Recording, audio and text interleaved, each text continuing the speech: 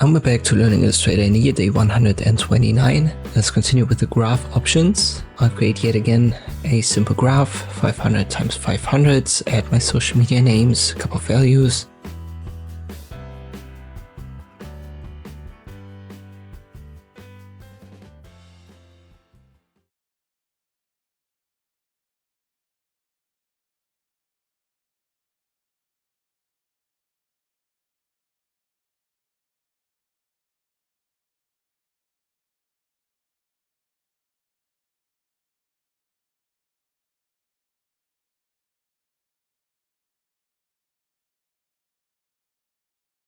Once we've got a basic graph, I close this window right here.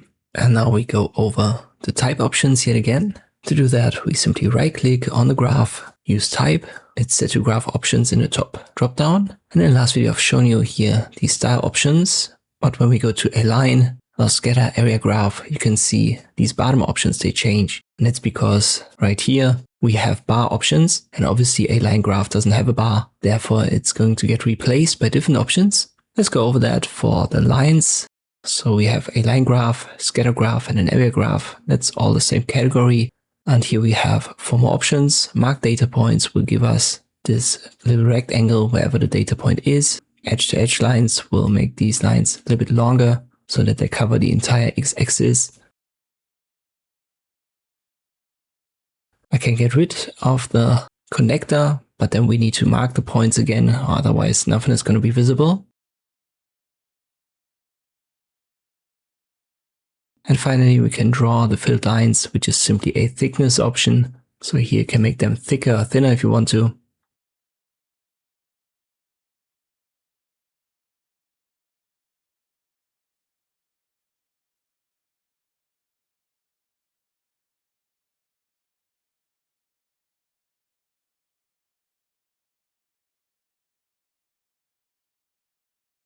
For the area graph, these options are completely blended out.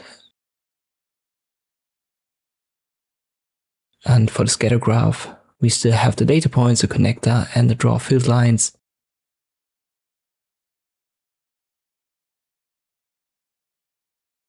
Let us switch back to the line graph. And you can still use all of the style options that we've used on the bar charts in the last video. So for example, a drop shadow, I wouldn't advise it here. You can see that it gets a little bit clunky, a little bit hard to guess what is the line here, what is the drop shadow. So some of these style options, they are accessible, but I wouldn't really use them for readability. But these are the graph options for line graphs in Illustrator. I hope this video was helpful. Thank you for watching, and I'll see you next time.